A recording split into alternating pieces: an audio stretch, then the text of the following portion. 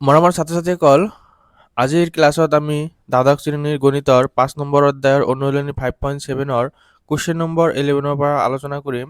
ইয়াৰ আগৰ ক্লাছত আমি আলোচনা কৰিছিলোঁ কুৱেশ্যন নম্বৰ 1 পৰা 10 লৈকে। গতিকে যিসকল ছাত্ৰ-ছাত্ৰীয়ে আগৰ ক্লাছৰ ভিডিঅ' চোৱা নাই তেওঁলোকৰ কাৰণে মই ডিছক্ৰিপশ্যনত প্লেলিষ্টটো দি দিম, তাৰ পৰা আগৰ ক্লাছৰ ভিডিঅ'বোৰ চাই ল'বা, ঠিক আছে। তো আজি কুৱেশ্যন নম্বৰ 11 পৰা আমি আলোচনা কৰিম, চাবা, ঠিক আছে।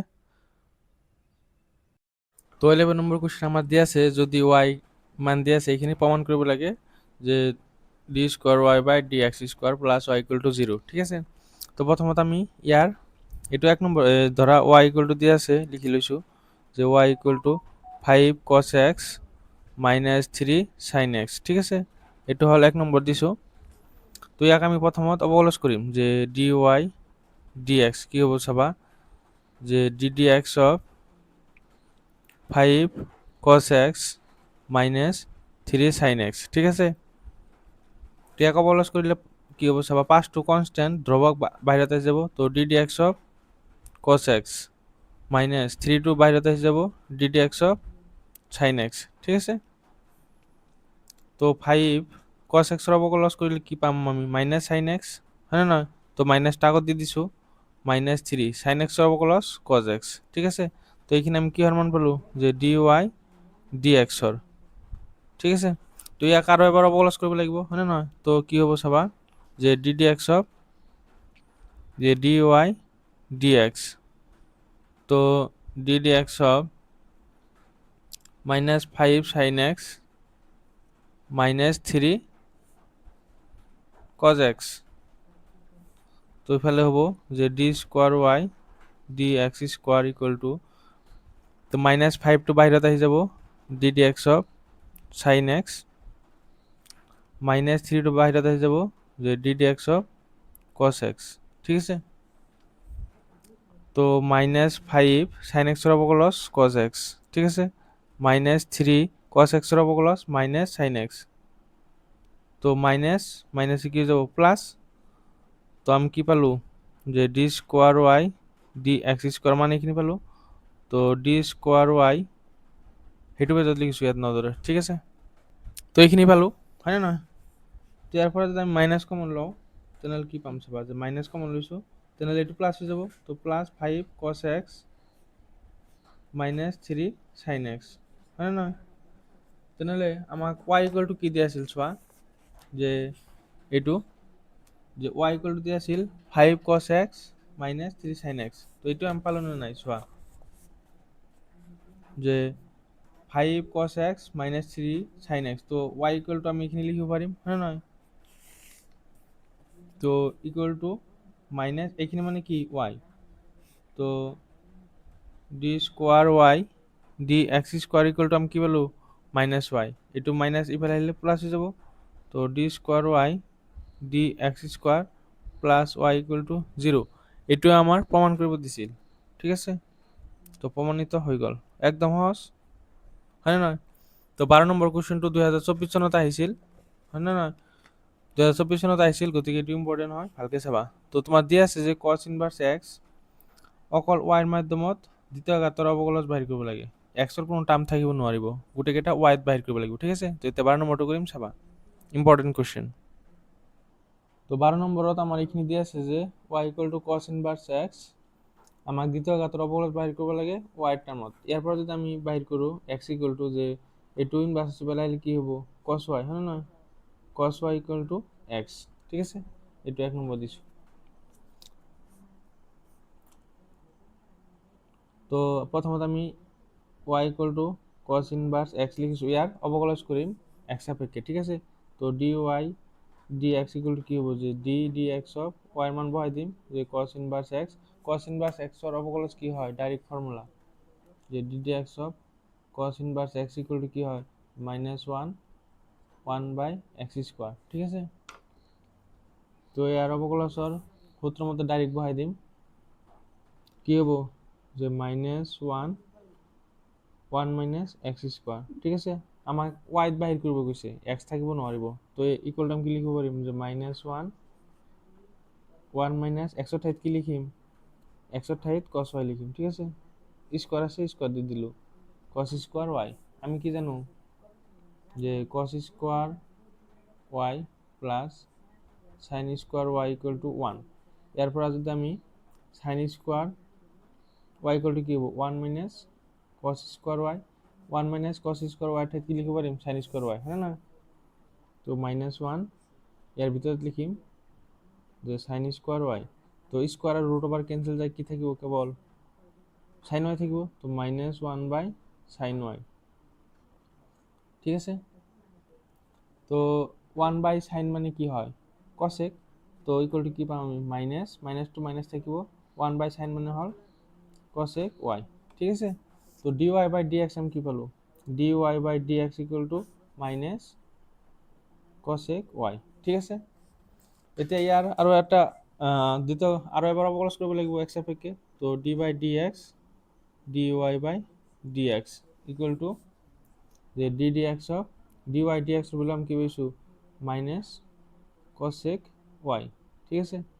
তো মাইনাস তো আগত আহি গল cosec y এর ইয়াত যদি y কে আমি মনে মনে x ধরিলো, cosec x এর অবকলজ কি হয়, cosec x এর অবকলজ যে cosec x এর অবকলজ কি হয় যে cosec x cot x minus cosec x cot x, হয় না? তাহলে মাইনাসটা আগত আহি গল cosec ইয়াত y আছে মনে মনে x ধরিছো, তো cosec x এর অবকলজ হয় minus cosec x cot y cot x, তো মাইনাস cosec x এর ঠাইতে y আছে তো y দিম, তো cot y আকৌ এটো তো কি আছে আমি x এ ধরিছিল ইয়াক, হয় না? y x ধরিছিল, তো y কে আকৌ অবকলজ কৰিব লাগিব চেইন রুল মতে, ঠিক আছে। তো মাইনাস মাইনাস কি হয়ে যাব প্লাস যে cosec y into cot y, কিন্তু আমাক x থাকিব নোৱাৰিব কেৱল y হে ৰাখিব কৈছে, তো ইয়াত x আহি গল, তো dy বাই dx মানে কি হৈছো dy বাই dx মানে পাইছো মাইনাস cosec y, তো dy এটো দ্বারা 2 নম্বৰ দিলো, তো 2 এৰ পৰা dy বাই dx এর মান আমি বহাই দিম মাইনাস cosec y, ঠিক আছে, মাইনাস cosec y ইয়াত লিখি দিম যে 2 এর পৰা, ঠিক আছে।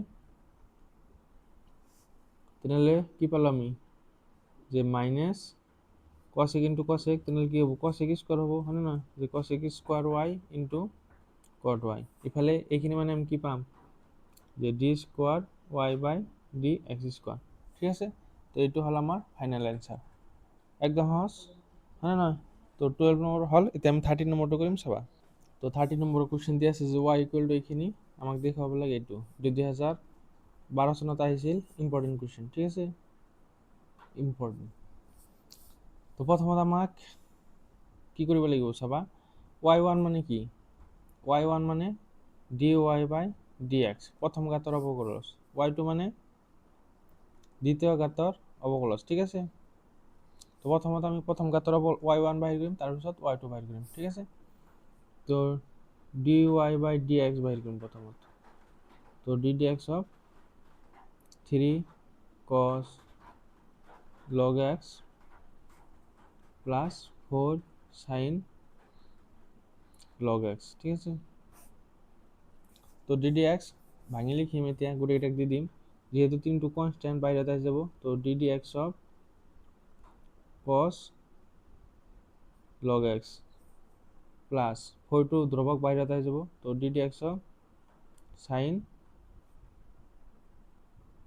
log x, ঠিক আছে। তো 3 থাকিল, এখানে যদি x বলি ধরো cos x এর অবকলজ মাইনাস sin x, x এর ঠাইত কি আছে log x, হ্যাঁ না? তো log x, তো log x এর আর এবার অবকলজ করব লাগব, তো log x এর অবকলজ কি হবো 1 বাই ও log x লিখি লও, যে log x লিখি লও, ঠিক আছে। তো cos এখানে x ধরেছিল cos x এর অবকলজ sin x, x এর ঠাইত কি আছে log x, তো log x ক আকৌ এবার অবকলজ করব লাগব, ঠিক আছে। এখানে হল প্লাস 4 sin, এখানে যদি x ধরো তো sin x এর অবকলজ কি হয় cos x, তো cos কি হবো log x, কিন্তু x এর ঠাইত কি আছে log x আছে, তো log x এর আর এবার অবকলজ করব লাগব, ঠিক আছে।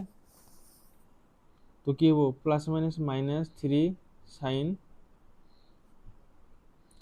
log x, log x এর অবকলজ 1 বাই x, তার মানে ইয়াত কি আহিব x আহিব, ঠিক আছে, প্লাস 4 cos লগ এক্সৰ অবকলস 1/x, ঠিক আছে। এইখিনি আমি পালোঁ। তো dy বাই dx, ঠিক আছে। dy বাই dx আমি কি লিখিব পাৰিম, y1।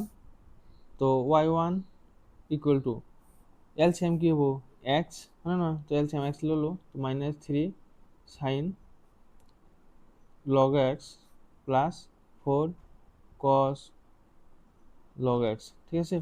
তো x2 এতে যদি আমি ব্রজপূরণ করো y1 এর লগত x পূরণ, তলাতে কোনো 1 এর লগত এখানে পূরণ, হয় না। তো কি হবো, x y1 equal to -3 sin log x plus 4 cos log x, ঠিক আছে। এতিয়া এইখিনিক আৰু এবাৰ অবকলস কৰিব লাগিব x সাপেক্ষে। তো ddx অফ x y1, ঠিক আছে। ইফালেও যে ddx of -3 sin log x plus 4 cos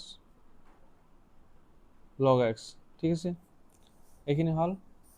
তো ইয়াত দুটা আছে, এটা x এটা y1, পুনরাবৃত্তি লাগিব। তো y1 টো যদি বাহিৰত আহে অবকলস হব কাৰ, x ৰ, নহয় প্লাস আকৌ x টো যদি বাহিৰত আহে অবকলস হব কাৰ, y1 ৰ, ঠিক আছে। ইকুয়াল টু ইয়াক এতিয়া ddx ভগাই দিও, যে -3 টো বাহিৰত আহিব কনস্ট্যান্ট। তো ddx of sin log x, ঠিক আছে। ঠিক তেনেদৰে ইয়াতো 4 টো বাহিৰত আহিব, ddx of cos log x, ঠিক আছে। তো dx বাই dx মানে 1, তো y1 ইন্টু 1 মানে y1, ঠিক আছে, প্লাস x y1 যদি অবকলস করো কি হবো, y2 হবো, মানে দ্বিতীয় ঘাতের অবকলস পাম, হয় না। ইয়াক যদি আরো এবার অবকলস করো তাহলে কি পাম, দ্বিতীয় ঘাতের অবকলস, আর দ্বিতীয় ঘাতের অবকলস কি হার দ্বারা বোঝা হয়, y2 দ্বারা বোঝা হয়, ঠিক আছে। তো ইয়াতে আমি কি লিখিম, x into y2 equal two y2 কেনেকে হল বুঝি পাইছা না, যে y1 মানে হল প্রথম ঘাতের অবকলস। তো প্রথম ঘাতের অবকলস আরো এবার যদি অবকলস করো তাহলে কি পাম, দ্বিতীয় ঘাতের অবকলস, আর দ্বিতীয় ঘাতের অবকলস কি হার দ্বারা বোঝা হয়, y2 দ্বারা বোঝা হয়, ঠিক আছে। তো -3 sin, এখানে যদি x ধরো sin x এর অবকলস cos x, তো cos x এর ঠাইত কি আছে, log x আছে, ঠিক আছে। তো log x ক আরো এবার অবকলস কৰিব লাগিব, ঠিক আছে। log x plus 4 into cos x এর অবকলস মাইনাস sin x, ঠিক আছে। তো প্লাসে মাইনাসে একটু মাইনাস হল sin log x, তো অবকলস কৰিব লাগিব আৰু log x এর, ঠিক আছে। চেইন রুল মতে এখানে x ধরেছিল, তো x এর আরো এবার অবকলস করিল, ঠিক আছে। তো y1 plus x y2 equal two -3 cos log x, log x এর অবকলস 1/x, তো x এর দিয়ে দিল -4 sin log x, log x এর অবকলস 1/x, তো x এর দিয়ে দিল, ঠিক আছে। তো y1 plus x y2 LCM কি হবো, x, তো x লিখিলো, হয় না, -3 cos log x -4 sin log x, ঠিক আছে। তো এতিয়া যদি প্রজপন করে দিও x2 ফেলাই কি হবো, কোন হবো, হয় না, x into y1 plus x y2 equal to ইয়ার থেকে -3 cos log x -4 sin log x, ঠিক আছে। তো পূরণ করলে কি হবে সবা, x y1 plus x into x x square y2 equal two এই দুটার পর যদি মাইনাস কমন লও তাহলে কি থাকবে, এটা প্লাস হয়ে যাব 3 cos log x, এটু মাইনাস প্লাস হয়ে যাব 4 sin log x, ঠিক আছে। তো এইখিনি মানে কি চোৱা, আমার y মানে কি দিয়া আছিল, y মানে দিয়া আছিল যে 3 cos log x plus 4 sin log x, তো এইখিনি মানে আমি y লিখিব পাৰিম, হয় না। তো এইখিনি মানে আমি কি লিখিব পাৰিম, y লিখিব পাৰিম। তো x y1 plus x square y2 equal to minus এইখিনি মানে হল y, এটু মাইনাস এইফালে আহিলে প্লাস হয়ে যাব, ঠিক আছে। তো তো xy1 plus x² y2 plus y equal to 0 আমাক এইটোৱে প্ৰমাণ কৰিব দিছিল, ঠিক আছে। ইয়াত আমি লিখিম প্ৰমাণিত হ'ল, এটা আমাক প্ৰমাণ কৰিব দিছিল। তো সহজ আছে কিন্তু অলপ ডাঙৰ, ঠিক আছে। মই বহুতকেইটা ষ্টেপ ভাঙি পাতি কৰিছোঁ, ইমান ভাঙি পাতি নকৰিলেও হ'ব, ঠিক আছে। এক্সামত যিমান শ্বৰ্ট কৰিব পাৰা কৰিবা, কাৰণ সময়ৰ কথা আছে। এতিয়া আমি 14 নম্বৰটো কৰিম, চাবা। তো 14 নম্বৰটো y মান দিয়া আছে, আমাক দেখাব লাগে এইখিনি, ঠিক আছে। তো প্ৰথমতে আমি y ইকুৱেল টু লিখি লওঁ যে y equal to a e to the power mx plus b e to the power nx। তো ইয়াক আমি অবকলজ কৰিম যে dy by dx, তো ddx অফ যে a e to the power mx plus b e to the power nx, ঠিক আছে। তো ddx of a e to the power mx plus ddx of b e to the power nx। a টো যেহেতু constant বাহিৰত আহি যাব, আৰু এইখিনি যদি আমি x বুলি ধৰো, e to the power x ৰ অবকলজ কি হয়, e to the power x হয়, হয় না নহয়। আৰু যাক আমি x বুলি ধৰিছো তাক আৰু এবাৰ অবকলজ কৰিব লাগিব, তাৰমানে mx ক আৰু এবাৰ অবকলজ কৰিব লাগিব, ঠিক আছে। ইয়াতো ঠিক তেনেদৰে b টো বাহিৰত আহি যাব, e to the power nx ৰ অবকলজ e to the power nx, আৰু nx ক আৰু এবাৰ অবকলজ কৰিব লাগিব, ঠিক আছে। হ'ল এইখিনি। তো a e to the power mx, mx ক যদি অবকলজ কৰোঁ আমি কি পাম, m টো কনস্ট্যান্ট বাহিৰত আহি যাব, হয় না নহয়। তো বাহিৰত আহি গ'ল, dx by dx ৰ অবকলজ 1, b e to the power nx, nx ৰ অবকলজ কি হ'ব, n টো কনস্ট্যান্ট বাহিৰত আহি যাব, dx by dx মানে 1। তো dy by dx আমি কি পালো, চোৱা a m e to the power mx plus b n e to the power nx, ঠিক আছে। এতিয়া ইয়াক আৰু এবাৰ অবকলজ কৰিব লাগিব, হয় নে নহয়, যে ddx অফ dy dx, তো ddx of a m e to the power mx plus b n e to the power nx।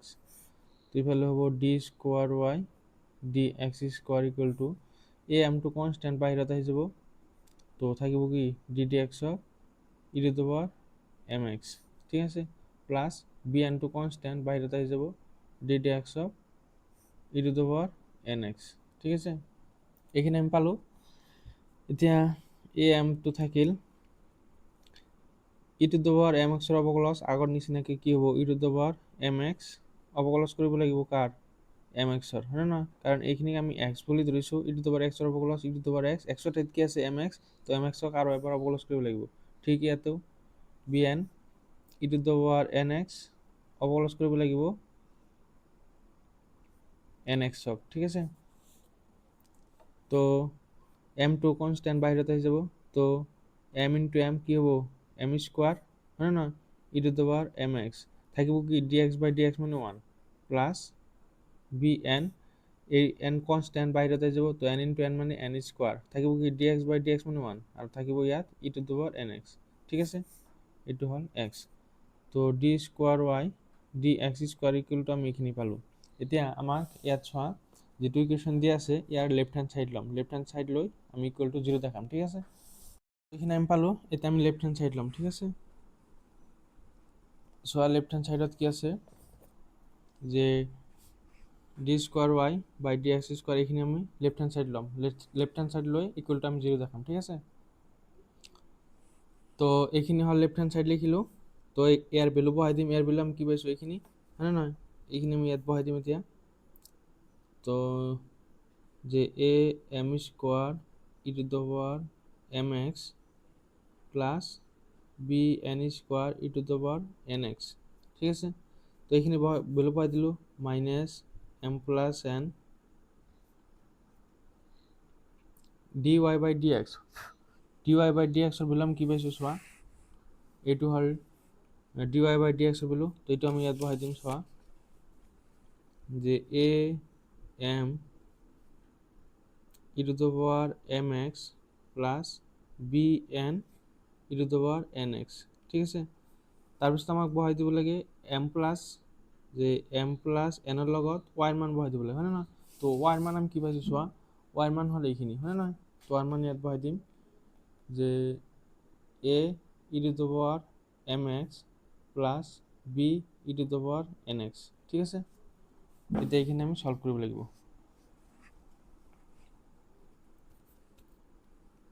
তো a m square e to the power mx plus b n square e to the power nx মাইনাসটো থাকিল এমৰ লগত এইখিনি পূৰণ, তো পূৰণ কৰিলে কি হ'ব চাবা, a m ইনটু m তে m স্কোয়ার বাকি থাকিল e to the power mx, আকৌ এমৰ লগত এইখিনি পূৰণ plus b mn e to the power nx, ঠিক আছে। আকৌ n ৰ লগত এইটো পূৰণ, তো a m into n mn e to the power mx না প্লাস n এর লগত এটু পূরণ, তো n into n n square plus b n square e to the power nx, ঠিক আছে। এইখিনি হল।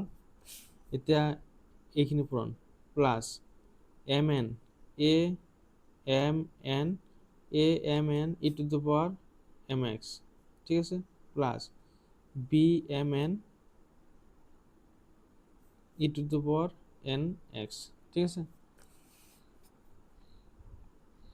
তো a m square e to the power mx plus b n square e to the power nx minus plus minus a m square e to the power mx minus plus minus b m n e to the power nx minus plus minus a m n e to the power mx minus plus minus b n square e to the power nx plus a m n e to the power mx plus b m n e to the power nx, ঠিক আছে। এতিয়া সব কোনটো cancel কৰিব পৰা যায়, তো a m square আর কত আছে এটু a m square e to the power mx এটু মাইনাস আর এটু প্লাস এটু ক্যান্সেল, n স্কোয়ার কত আছে সোয়া এটু b n square e to the power nx, তো এটু ক্যান্সেল, তাৰপিছত b m n e to the power nx, তেনেহলে এটু cancel a m n e to the power mx a m n e to the এটু cancel, equal to কি থাকিল 0, মানে না, তো ইকুয়াল টু আমি রাইট হ্যান্ড দেখালো, ঠিক আছে। ওইদিকে আমি লিখিব পারো যে D square Y D X square minus M plus N যে D Y by D X plus M N Y equal to 0, ঠিক আছে। এটা আমার প্রমাণিত হয়ে গেল। এতে আমি 15 নম্বরটা করিম চাবা। তো 15 নম্বর কোশ্চেন ওয়াই এখানে দিয়ে আছে, আমাকে দেখাব লাগে একটু, হয় না। তো প্রথমত আমি লিখিলাম যে Y equal to 500 e to the power 7x plus 600 e to the power minus 7x, ঠিক আছে। তো এক সাপেক্ষে অবকলন করিম, তো dy by dx equal to কি হবে চাবা, যে ddx of 500 e to the power 7x plus 600 e to the power minus 7x, ঠিক আছে। তো ddx of 500 e to the power 7x plus ddx of 600 e to the power minus 7x, ঠিক আছে। তো 500 টু কনস্ট্যান্ট বাইরে আহি যাব, 500 বাইরে আহি গল, থাকিল কি e to the power 7x, ঠিক আছে। ইয়াতেও 600 বাইরে আহি গল, থাকিব কি e to the power minus 7x। তো ইয়াক যদি আমি মনে মনে x বলি ধরো, তাহলে কি হবো, অবকলস e to the power x এর অবকলস e to the power x, কিন্তু ইয়াতে x নাই 7x আছে, গতিকে 7x ক আৰু এবাৰ অবকলস কৰিব লাগিব, ঠিক আছে। প্লাস 600 ইয়াতেও ঠিক তেনেদৰে e to the power কি হ'ব মাইনাস 7x, আকৌ অবকলস কৰিব লাগিব মাইনাস 7x, ঠিক আছে। তো 500 into e to the power 7x এর অবকলস 7, ঠিক আছে। ইয়াতে কি হবো 600 e to the power minus 7x এর অবকলস minus 7, হয় না। তো এখানে আমি পালো dy বাই dx, ঠিক আছে, পূরণ কৰিব নালাগে। পূৰণ কৰিলে পিছত অসুবিধা হ'ব আৰু পূৰণ নকৰাকৈ যদি ৰাখা সহজ হ'ব। ঠিক আছে, ইয়াক আমি আৰু এবাৰ অৱকলজ কৰিম এক্স সাপেক্ষে। তো D Y by D X equal to D D X যে 500 ইন্টু 7 এই দুটা একেলগে লিখিলোঁ into E to the power 7x। ঠিক আছে, বা ইয়াত ব্ৰেকেট দিব পাৰা plus 600 into 7 minus 7 into E to the power minus 7x। ঠিক আছে, তো এইখিনি মানে হ'ব যে D square Y D X square equal to 500 into 7 এটুকু যেহেতু কনস্ট্যান্ট বাইরে আহি যাব হয় না নয়, তো থাকিব কি D D X of E to the power 7x। ঠিক তেনেদৰে ইয়াতো প্লাস 600 ইন্টু মাইনাস 7 টু বাহিৰত আহি যাব যে D D X of E to the power minus 7x। ঠিক আছে, তো 500 7 ই টু দ্য পাওয়ার 7x ৰ অৱকলজ E to the power 7x আকৌ অৱকলজ কৰিব লাগিব 7x। ঠিক আছে, plus 600 into minus 7 into E to the power minus 7x ৰ অৱকলজ E to the power minus 7x D D X of minus 7x হয় না আগৰটো দৰে।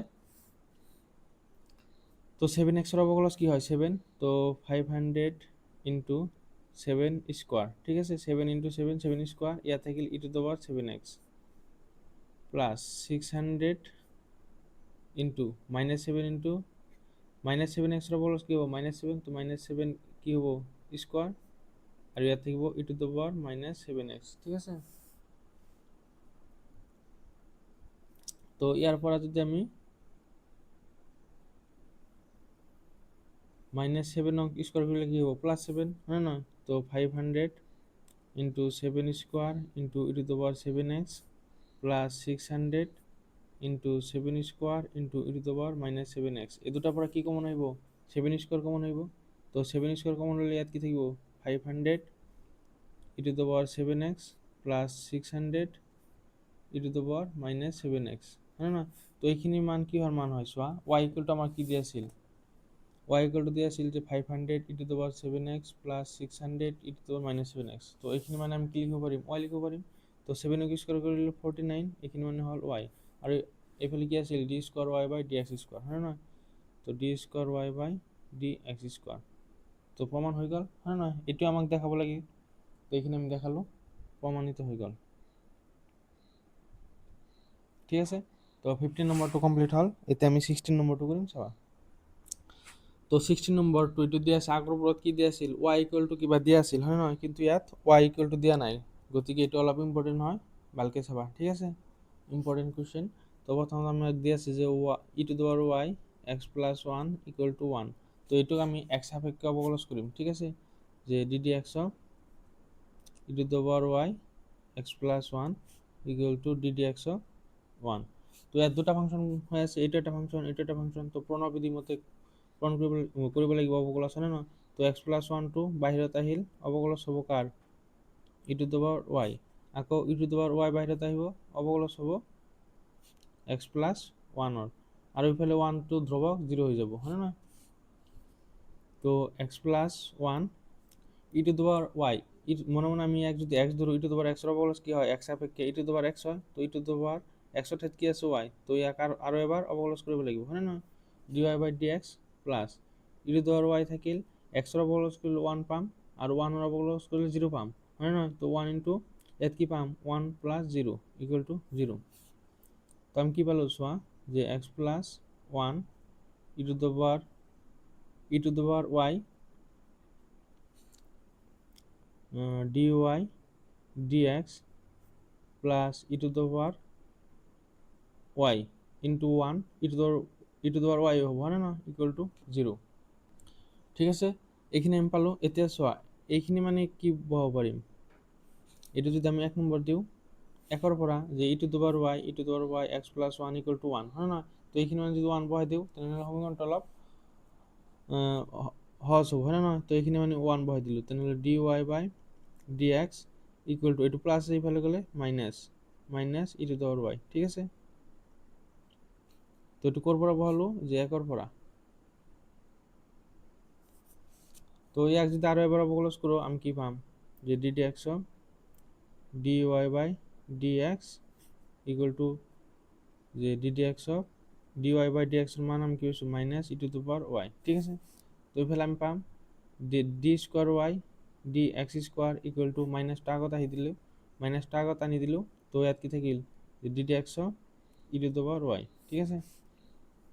তো মাইনাস ইয়াক যদি মনে মনে এক্স ধরো ই টু দি পাওয়ার এক্স বলো কি হয় এক্স সাপেক্ষে ই টু দি পাওয়ার এক্স হয়, এক্সের ঠাইত কি আছে ওয়াই, তো এই ওয়াইক আৰু এবাৰ অবলস কৰিব লাগিব হয় নে নহয় চিহ্নটোৰ মতে।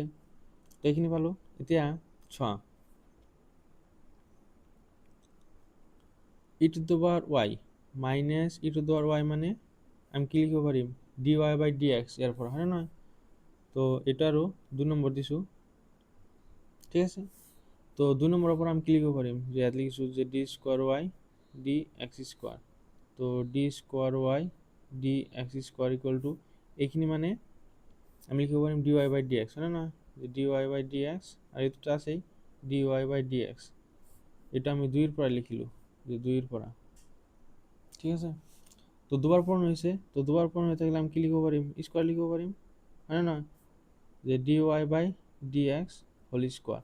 এটাও তো আমাকে প্রমাণ করব দিছিল হয় না, যে D square Y by D X square D Y by D X whole square হয় না। তো প্রমাণ হয়ে গেল আমার, যে প্রমাণিত হয়ে গেল, ঠিক আছে। তো 16 নম্বৰ হল, এতিয়া আমাৰ লাষ্ট এটা কুৱেশ্যন আছে 17 নম্বৰটো খুব ইম্পৰ্টেণ্ট, 2014 চনত আহিছিল চাবা, ঠিক আছে। তো 17 নম্বৰ কুৱেশ্যন এইটো 2014 চনত আহিছিল, ইম্পৰ্টেণ্ট হয়, ঠিক আছে। তো আমাক y ইকুয়াল টু এখানে দিয়ে আছে, তো আমি লিখিম যে y equal to tan inverse x whole square, ঠিক আছে। ইয়াক x সাপেক্ষে অবকলন করিম, তো dy by dx equal to কি হবে চাবা যে ddx of tan inverse x whole square. তো এখানে আমি x বুলি ধরিম, x এর উপর পাওয়ার 2 আছে, তাহলে কি হবো x স্কোয়ার অবকলন 2x, তো 2 আগত আহিল, তারপর কি হবো tan ইনভার্স x, ঠিক আছে। এখানে হল আমি কি বলবো dy বাই dx এর ইকুয়াল টু এইখিনি এক যে আমি এক্স বুলি ধৰিছিলোঁ তেনেহ'লে ইয়াক আৰু এবাৰ অবকলন কৰিব লাগিব হয়নে নহয়, যে টেন ইনভাৰ্স এক্স, তো equal to 2 tan inverse x, ten inverse x এর অবকলন কি হয় 1 বাই এক্স স্কোয়ার প্লাস 1, তো D Y by D x আমি কি পালো 2 টেন ইনভার্স এক্স তলত হল এক্স স্কোয়ার প্লাস 1, ঠিক আছে।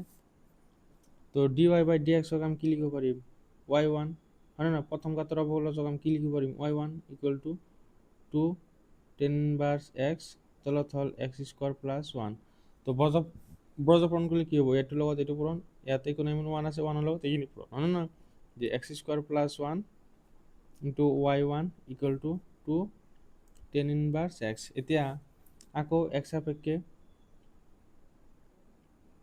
অবকলন করি, এক্স সাপেক্ষে অবকলন করলে আমি কি পাম চাবা যে D D X of X square plus 1 Y one equal to D D X of 2 tan inverse X, ঠিক আছে। তো ইয়াত দুটা ফাংশন, এটা ফাংশন এটা ফাংশন, তেনেহ'লে প্ৰণালীবিধিৰ মতে প্ৰথম এটা বাহিৰত আহিব আনটোৰ অবকলন হয় না, যে এক্স স্কোয়াৰ প্লাস 1 এৰ অবকলন হল প্লাস এক্স স্কোয়াৰ প্লাস 1 বাহিৰত আহিব অবকলন হব কাৰ ওয়াই ওয়ানৰ হয় না, ইকুয়াল টু 2 বাহিৰত আহিব D D X of tan inverse x.